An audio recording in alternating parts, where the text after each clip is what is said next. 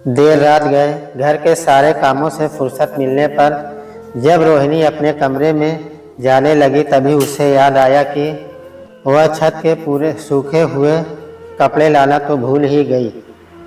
बारिश का मौसम था, आसमान साफ था, तो उसने कपड़ों के अलावा घर भर का चादरें भी छत पर सुखाने डाल दी थी। थकान की वजह से एक बार तो मन हुआ कि सुबह ले आऊंगी, लेकिन फिर ध्यान आया कि अगर रात में बारिश हो गई तो सारी मेहनत बेकार चली जाएगी। फिर रोहिणी छत पर चली गई।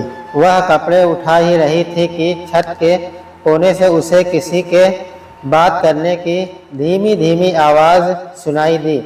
रोहिणी आवाज़ की दिशा में बढ़ी।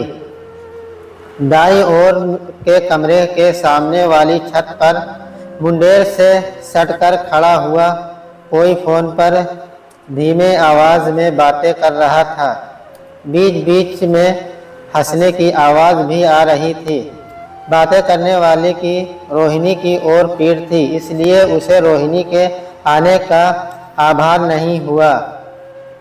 मगर रोहिणी समझ गई कि यह कौन है। रोहिणी 3-4 महीने से निशा के रंग ढंग देख रही थी। वह हर समय मोबाइल से चिपकी या तो बातें करती रहती या मैसेज भेजती रहती। कॉलेज से आकर वह कमरे में घुस कर बातें करती रहती और रात का खाना खाने के बाद जैसे ही मोबाइल की रिंग बजती वह छत पर भाग जाती और फिर घंटों भर बाद वापस आती। रोहिणी के पूछने पर बहाना बना देती कि सहेली का फ़ोन था या पढ़ाई के बारे में बातें कर रही थी, लेकिन रोहिणी इतनी नादान भी नहीं थी कि वह सच न समझ पाए। वह अच्छी तरह जानती थी कि निशा फ़ोन पर लड़कों से बातें करती है, वह भी एक लड़के से नहीं कई लड़कों से। निशा, इतनी रात गए यहाँ अंधेरे में क्या कर रही हो? चलो नीचे चलो। रोहिणी की कठोर आवाज़ सुनकर निशा ने चौंक कर पीछे देखा। चल यार, मैं तुझे बाद में कॉल करती हूँ। बाय कहकर निशा ने फ़ोन काट दिया और बिना रोहिणी की ओर देखे नीचे जाने लगी। तुम तो 1-1.5 घंटा पहले छत पर आई थी। निशा, तब से यही हो? किससे बातें कर रही थी इतनी देर तक? रोहिणी ने चटक कर पूछा। निशा बिफर कर बोली, अब आपको क्या अपने हर फ़ोन कॉल की जानकारी देनी पड़ेगी चाची? आप क्यों हर समय मेरी पहरेदारी करती रहती हैं? किसने कहा है आपसे? मेरा दोस्त है, उससे बातें कर रही थी। निशा, बड़ों से बातें करने की भी तमीज़ नहीं है? अब तुम्हें मैं तुम्हारे भले के लिए ही तुम्हें टोकती हूँ। रोहिणी गुस्से से बोली, मेरा भला बुरा सोचने के लिए मेरी माँ है। सच तो ये है कि वो आप मुझसे जलती हैं। आपकी बेटी मेरे जितनी सुंदर नहीं है, उसका मेरे जैसा बड़ा सर्कल नहीं है, दोस्त नहीं है, इसलिए मेरे फ़ोन कॉल से आपको जलन होती है। निशा कठोर स्वर में बोलकर बुदबुदाती हुई चली गई। कपड़ों को हाथ में लिए हुए रोहिणी स्तंभ सी खड़ी रह गई।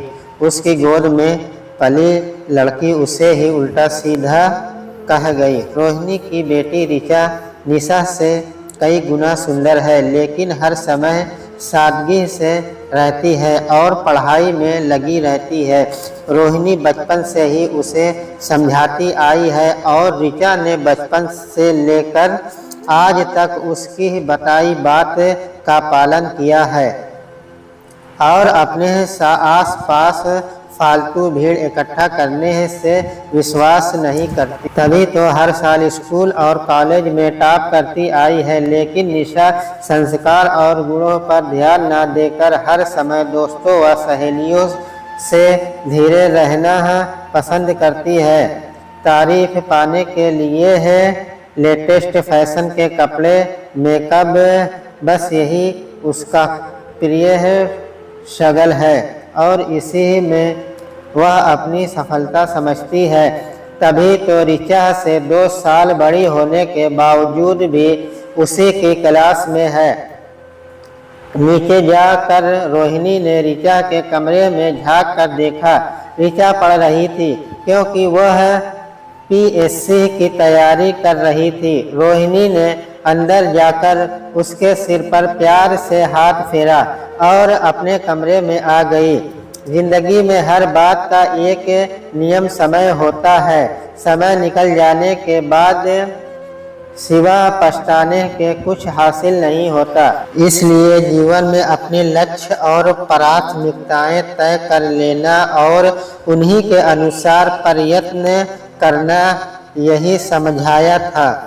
रोहिणी ने ऋचा को हमेशा और उसे खुशी थी कि उसकी बेटी ने जीवन का ध्येय चुनने में समझदारी दिखाई है। पूरी उम्मीद है कि ऋचा अपने लक्ष्य प्राप्ति में अवश्य सफल होगी। अगले दिन ऋचा और निशा के कॉलेज जाने के बाद रोहिणी ने अपनी जेठानी से बोली कि निशा आजकल रोज घंटों फोन पर अलग अलग लड़कों से बातें करती है, आप जरा उसे समझाइए। लेकिन बदले में जेठानी का जवाब सुनकर वह आवाज रह गई। रहने दे रे, यही तो दिन है उसके हंसने खेलने के। बाद में तो उसे हमारी तरह शादी की चक्की में ही पिसना है। बस बातें ही तो कर रही है न। और वैसे भी सभी लड़के एक से एक अमीर खानदान से हैं। रोहिणी को समझाते देख नहीं लगी कि जेठानी की मंशा क्या है। वैसे भी उन्होंने निशा को ऐसे ढांचे में ही डाला है कि अमीर खानदान में शादी करके ऐश से रहना ही उसका एकमात्र ध्येय है। अमीर परिवार के इतने लड़कों में से वह एक मुर्गा तो फांस ही लेगी। रोहिणी को जेठानी की बात अच्छी नहीं लगी, लेकिन उसने समझ लिया कि उनसे और निशा से कुछ भी कहना सुनना बेकार है। वह ऋचा को उन दोनों से भरसक दूर रखने का प्रयत्न करती। वह नहीं चाहती थी कि ऋचा का ध्यान इन बातों पर जाए। कई महीनों तक रोहिणी ऋचा की पढ़ाई को लेकर व्यस्त रही। उसने निशा को टोकना छोड़ दिया और अपना सारा ध्यान ऋचा पर केंद्रित किया। आखिर बेटी के भविष्य का सवाल है।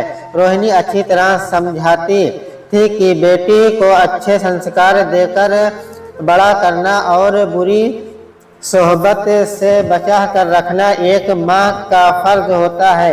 एक दिन रोहिणी ने निशा के हाथ में बहुत महंगा मोबाइल देखा तो उसका माथा टनका। निशा और उसकी माँ की आपसी बातचीत से पता चला कि कुछ दिन पहले किसी हिमेश नामक लड़के से निशा की दोस्ती हुई है और उसी ने निशा को यह मोबाइल उपहार में दिया है।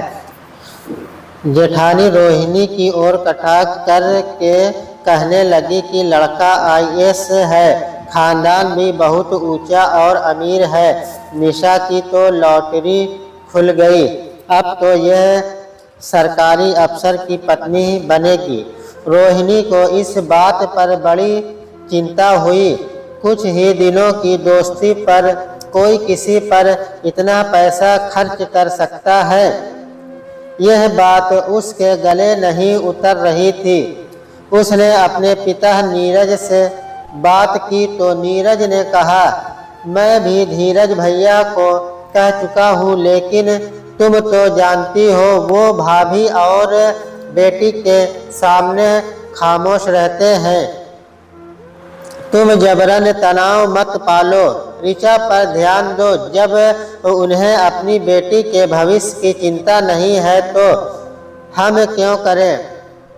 समझाना हमारा काम था, हमने कर दिया। रोहिणी को नीरज की बात ठीक लगी।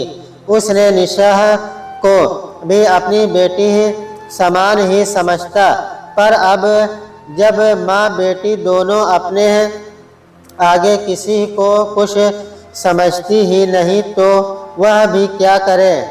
अगले कुछ महीने में तो निशा अक्सर विनेश के साथ घूमने जाने लगी। कई बार रात में पार्टियां अटेंड करके देर से घर आती। उसके कपड़ों से महंगे परफ्यूम की खुशबू आती। कपड़े दिन पर दिन कीमती होते जा रहे थे। रोहिणी ने अभी ऋचा और निशा में भेद नहीं किया था, इसलिए उसके भविष्य के बारे में सोचकर उसके मन में भय की लहर दौड़ जाती। पर वह मन महसूस कर मर्यादा का अंश अंश टूटना देखती रहती। घर में दो विपरीत धाराएं बढ़ रही थी।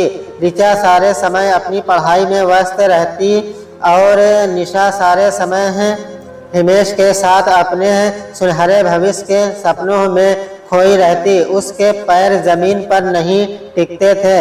उसके सुंदर दिखने के उपाय में तेजी से बढ़ोतरी हो रही थी। वह ऋचा और रोहिणी को ऐसी दृष्टि से देखती थी मानो हिमेश का सारा पैसा और पद उसी का हो। ऋचा के बीए फाइनल और पीएससी प्रीलिम्स के इम्तिहान हो गए, लेकिन आखिरी पेपर देकर आने के तुरंत बाद ही वह अन्य परीक्षा की तैयारियों में जुट गई। उसकी दृढ़ता और विश्वास देखकर रोहिणी और नीरज भी अवश्य थे कि वह पीएससी की परीक्षा में जरूर सफल हो जाएगी। और वह दिन भी आ गया जब रोहिणी और नीरज के चेहरे खिल गए। उसके संस्कार जीत गए। ऋचा की मेहनत सफल हो गई। वह प्रीलिम्स परीक्षा पास कर गई और साथ ही बीए में पूरे विश्वविद्यालय में अव्वल रही। लेकिन इस खुशी के मौके पर घर में एक तनावपूर्ण घटना घट गई। निशा रात में हिमेश के साथ उसके बर्थडे पार्टी में गई। घर में वह यही बात कहकर गई थी कि हिमेश ने बहुत से फ्रेंड को होटल में इनवाइट किया है, खाना पीना होगा और वह 11 बजे तक घर वापस आ जाएगी। लेकिन जब 12 बजे तब निशा घर नहीं आई तो घर में चिंता होने लगी। वह मोबाइल भी रिसीव नहीं कर रही थी। रात के 2 बजे तब उसकी सारी सहेलियों के घर पर फोन किया जा चुका था, पर उसमें से किसी को भी हिमेश ने आमंत्रित नहीं किया था। जिस होटल का नाम निशा ने बताया था, नीरज वहां गया तो पता चला कि ऐसी कोई बर्थडे पार्टी वहां थी ही नहीं। गंभीर दुर्घटना की आशंका से सबका दिल धड़कने लगा। रोहिणी जेठानी को तसल्ली दे रही थी, पर उनके चेहरे का रंग उड़ा हुआ था। वह रोहिणी से नजरें नहीं मिला पा रही थी। सुबह 4 बजे वह लोग पुलिस में रिपोर्ट करने की सोच रहे थे कि तभी एक गाड़ी तेजी से आकर दरवाजे पर रुकी और तेजी से चली गई। कुछ ही पलों बाद निशा अस्त व्यस्त और बुरी हालत में घर आई और फूट फूट कर रोने लगी। उसकी कहानी सुनकर धीरज और उसकी पत्नी के पैरों के नीचे से जमीन खिसक गई। रोहिणी और नीरज अफसोस से भर उठे। बर्थडे पार्टी का बहाना बनाकर हिमेश निशा को एक दोस्त के फार्म हाउस में ले गया। वहां उसके कुछ अधिकारी आए हुए थे। उसमें निशा से उन्हें खुश करने को कहा। मना करने पर वह गुस्से से चिल्लाया कि महंगे उपहार मैंने मुफ्त में नहीं दिए, तुम्हें मेरी बात माननी पड़ेगी। उपहार लेते समय तो सब हाथ बढ़ाकर बटोर लिया और अब ढोंग कर रही हो। और फिर पता नहीं उसने निशा को क्या पिला दिया कि उसके हाथ पांव बेबस हो गए और फिर कहा तो निशा उसकी ही पत्नी बनने का सपना देख रही थी और हिमेश ने उसे क्या बना दिया। हिमेश ने धमकी दी थी कि किसी को बताया तो रोहिणी सोचने लगी अगर मर्यादा का पहला अंश भंग करने से पहले ही निशा सचेत हो जाती तो आज अपनी मर्यादा खोकर न आती। निशा के कानों में रोहिणी के शब्द गूंज रहे थे जो उन्होंने एक बार उससे कहे थे कि मर्यादा भंग करते जाने का साहस ही हम में एक बार भी सारी सीमाएं तोड़ डालने का दुस्साहस भर देता है। वाकई एक एक कदम बिना सोचे समझे अनजानी राह पर कदम बढ़ाती वह आज गड्ढे में गिर गई थी। दोस्तों कहानी कैसी लगी हमें कमेंट में ज़रूर बताएं। चैनल पे नए हैं तो एक लाइक और सब्सक्राइब करना ना भूलें।